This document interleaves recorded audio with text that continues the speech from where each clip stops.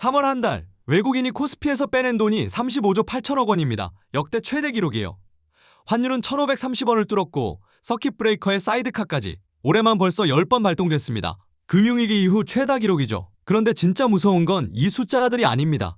당신이 평생 모은 예금 3천만 원의 달러 가치가 석 달 만에 2,000달러 넘게 증발했다는 겁니다. 아무것도 안 했는데 통장이 녹고 있어요.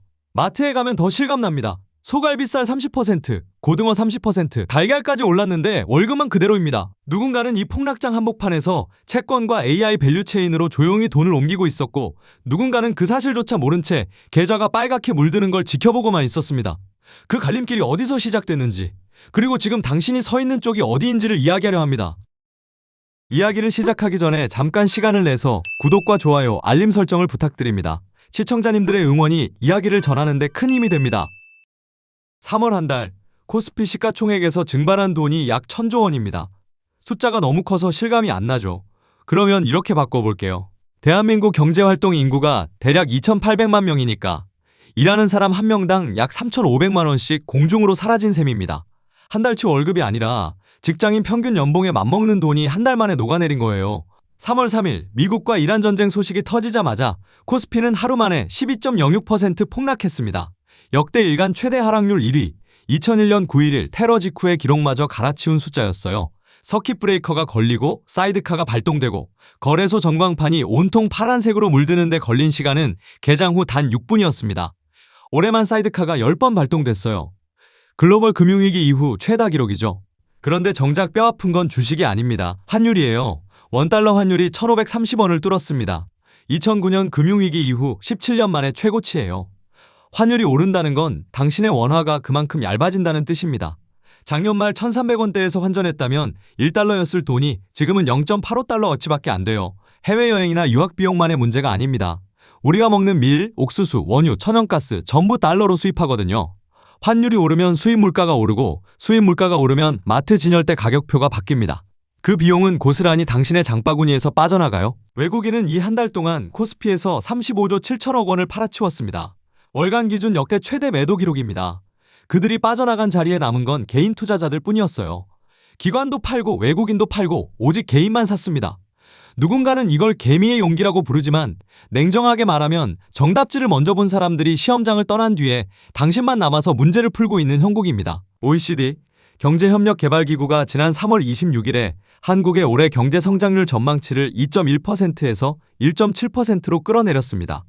0.4%포인트가 뭐 그리 대단하냐고 생각할 수 있어요. 하지만 같은 날 같은 보고서에서 물가상승률 전망치는 1.8%에서 2.7%로 올렸습니다. 성장은 느려지는데 물가는 빠르게 치솟는 것. 경제학에서 가장 악질적인 시나리오로 꼽히는 스태그플레이션의 교과서적 징후예요. 이게 당신의 냉장고에 어떻게 들어오는지 구조를 뜯어볼게요. 한국은 원유 수입의 약 70%를 중동에 의존합니다. 천연가스도 20%가 중동산이에요. 미국과 이란 전쟁이 터지면서 국제유가가 배럴당 100달러를 넘겼고 이 기름값은 물류트럭의 연료비가 되고 공장의 전기료가 되고 비닐하우스의 난방비가 됩니다. 농산물을 키우는 데 필요한 비료도 원유에서 나오는 나프타로 만들어요. 원유 가격이 오르면 나프타가 오르고 나프타가 오르면 비료값이 오르고 비료값이 오르면 배추, 무, 고추, 상추 전부 따라서 오릅니다. 한 방울의 기름이 당신의 밥상의 김치찌개까지 가격을 끌어올리는 연쇄 구조가 이미 가동되고 있어요. 1970년대 오일 쇼크 때와 닮은 구석이 많습니다. 그때도 중동발 에너지 위기가 전 세계를 스태그플레이션에 빠뜨렸죠. 하지만 결정적인 차이가 하나 있어요. 당시 한국의 무역 의존도는 지금의 절반도 안 됐습니다. 지금은 수출과 수입을 합친 무역 규모가 GDP의 80%를 넘겨요.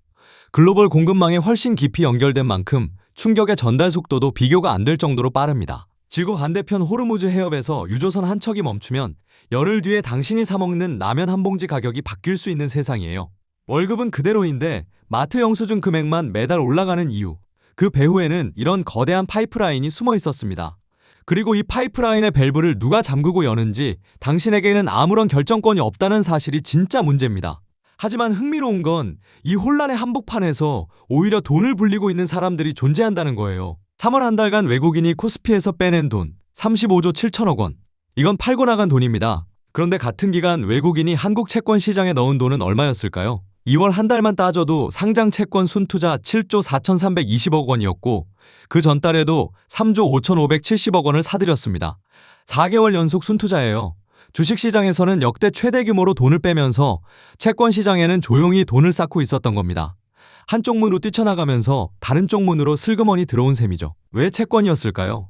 금리가 오르면 채권 가격이 떨어지고 떨어진 채권을 싸게 사서 만기까지 들고 있으면 확정 이자를 받습니다.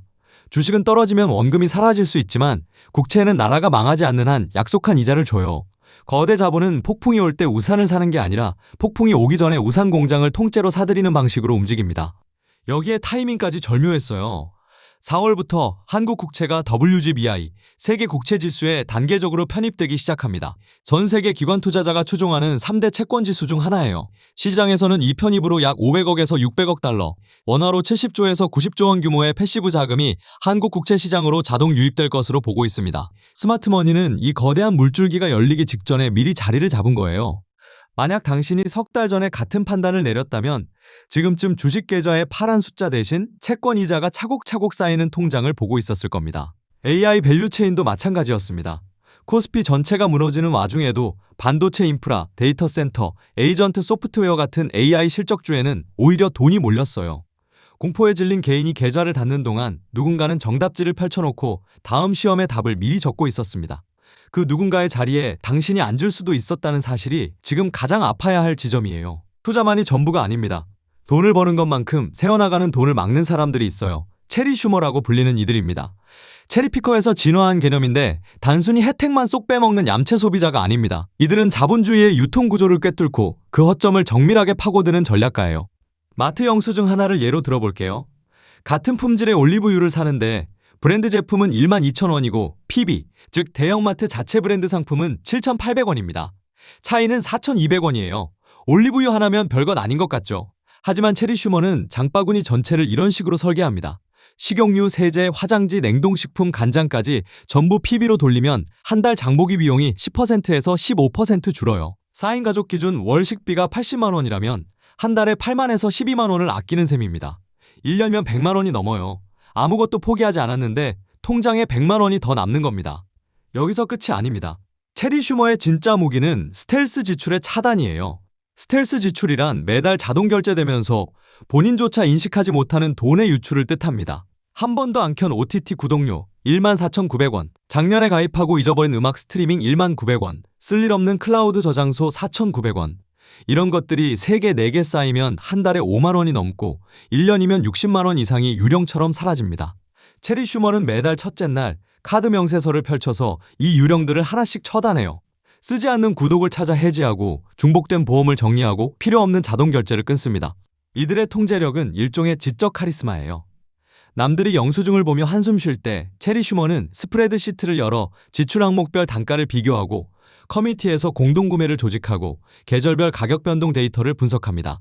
이 사람들의 냉장고는 비어있는 게 아니라 설계되어 있어요. 같은 월급으로 남들보다 매달 20만 원 이상의 잉여 자금을 만들어내는 그 정밀한 통제력이 위기의 시대의 가장 매력적인 생존 능력입니다. 소비를 줄이는 게 아니라 소비의 질을 올리면서 돈을 남기는 것. 이 차이가 1년 뒤 자산 격차로 벌어집니다. 채소값이 오르면 보통 날씨 탓을 합니다.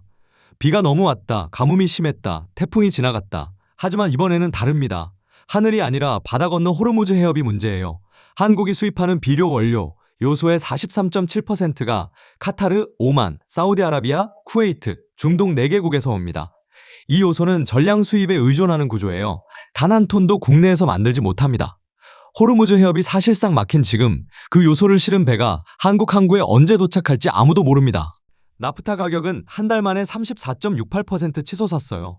나프타는 석유를 정제하면 나오는 원료인데 비료를 만드는 핵심 재료이기도 합니다.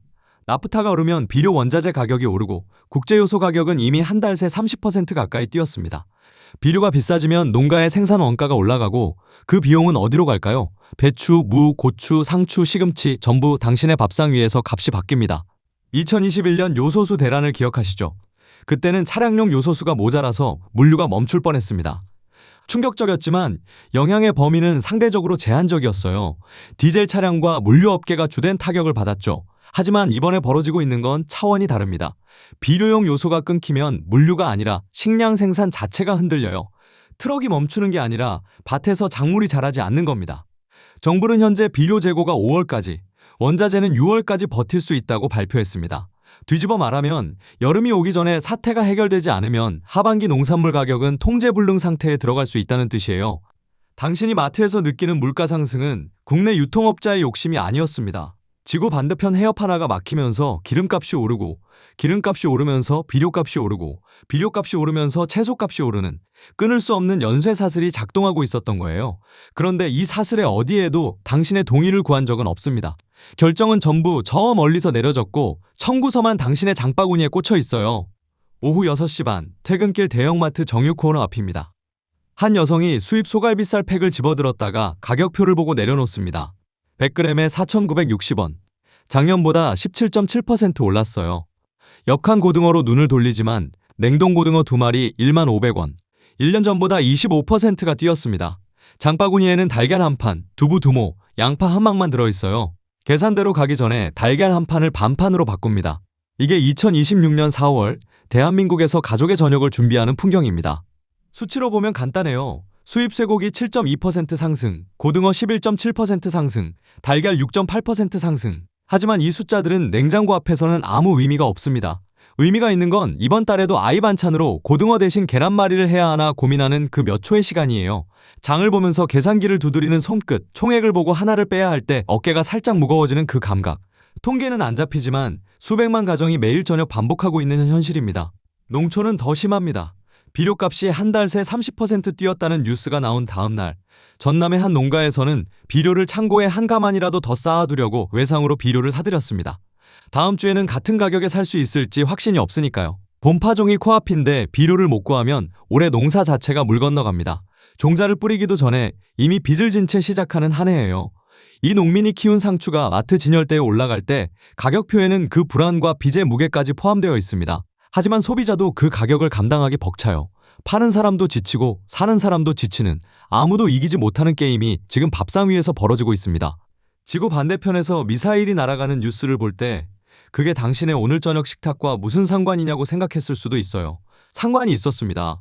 호르무즈 해협의 파도 하나가 요소 가격을 밀어 올리고 그 파도가 비료밭을 지나 마트 진열대를 거쳐 결국 당신의 장바구니 안에 도착한 거예요. 하지만 이 이야기에는 아직 결말이 쓰이지 않았습니다. 누군가는 이 파도를 맞고 쓰러지는 쪽에 서 있고 누군가는 파도의 방향을 잃고 미리 높은 곳으로 올라갑니다. 여기까지 듣고 나면 두 가지 감정이 뒤섞일 겁니다. 화가 나고 불안하죠. 하지만 분노도 불안도 그 자체로는 통장 잔고를 바꿔주지 못합니다. 감정이 아니라 행동이 숫자를 바꿉니다. 거창한 게 아니에요. 스마트폰 하나면 충분합니다. 첫 번째, 스텔스 지출 차단입니다. 오늘 밤 잠들기 전에 카드사 앱을 열고 지난 3개월간 자동 결제된 항목을 전부 스크롤해보세요. 한 번도 안 켠 OTT, 작년에 무료 체험으로 가입한 뒤 잊어버린 음악 앱, 쓰지 않는 클라우드 저장소, 이런 것들이 평균 3개에서 5개쯤 나옵니다. 하나에 1만원이라고 쳐도 월 3만에서 5만원, 연간으로 36만에서 60만원이 보이지 않는 구멍으로 빠져나가고 있었던 거예요. 이 구멍을 막는데 걸리는 시간은 15분입니다. 15분으로 연 60만원을 지키는 거죠. 세상에 이보다 시급이 높은 일은 없어요. 두 번째, 체리 슈머식 소비 전환입니다. 마트에 갈 때 브랜드 제품 대신 PB 상품을 선택하고 대용량보다 실제 소비량에 맞는 소포장을 고르고 자주 쓰는 생필품은 커뮤니티 공동구매를 활용하세요. 이 세 가지만 실천해도 월 장보기 비용의 10%에서 15%가 줄어듭니다. 한 달에 8만원을 아끼면 1년에 96만원이에요. 스텔스 지출 차단과 합치면 연간 150만원 이상의 잉여 자금이 생깁니다. 포기한 건 아무것도 없는데 통장에는 150만원이 더 남아있는 셈이에요. 세 번째, 가장 중요한 단계입니다. 그렇게 만들어낸 잉여 자금의 방향을 바꾸는 거예요. 4월부터 한국 국채가 WGBI에 단계적으로 편입되면서 70조에서 90조 원의 글로벌 자금이 채권 시장으로 흘러들어올 예정입니다. 이미 외국인은 4개월 연속 채권을 순매수하며 자리를 깔아놓은 상태예요. 개인 투자자도 이 흐름에 올라탈 수 있습니다. 국고채 ETF는 증권 앱에서 주식 사듯 매수할 수 있고 최소 투자 금액은 1만 원대부터 시작해요. 금리가 높을 때 채권을 사면 확정 이자를 받으면서 향후 금리가 내릴 때 채권 가격 상승에 따른 시세 차익까지 기대할 수 있습니다. 스마트머니가 먼저 깔아놓은 자리에 이제 당신도 한 발 올려놓는 겁니다. AI 밸류체인도 같은 맥락이에요. 반도체 인프라, 데이터 센터, 에이전트 소프트웨어를 아우르는 AI 테마 ETF는 이미 연초 대비 높은 수익률을 기록 중입니다. 폭락장에서도 실적이 견고한 기업에 분산 투자하는 구조라 개별 종목의 리스크를 줄이면서 성장의 과실은 함께 누릴 수 있어요.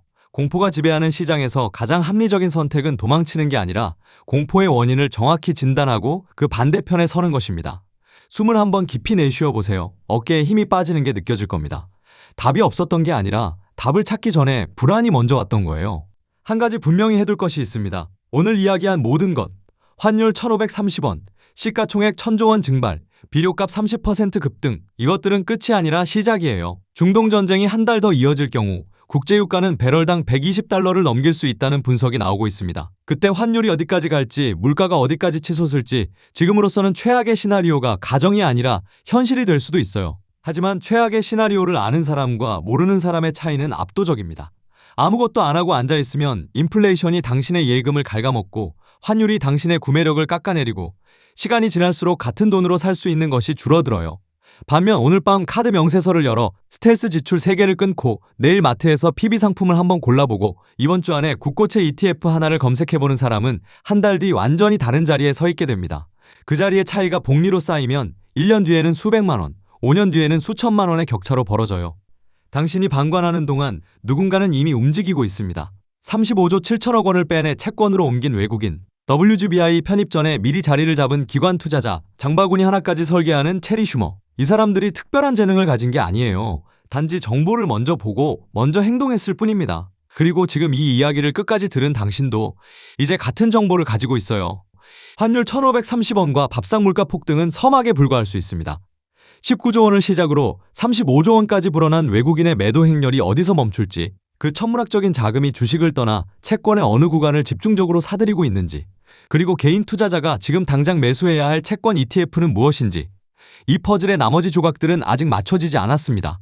당신의 자산을 지킬 골든타임은 생각보다 짧고 그 시계는 지금 이 순간에도 돌아가고 있어요.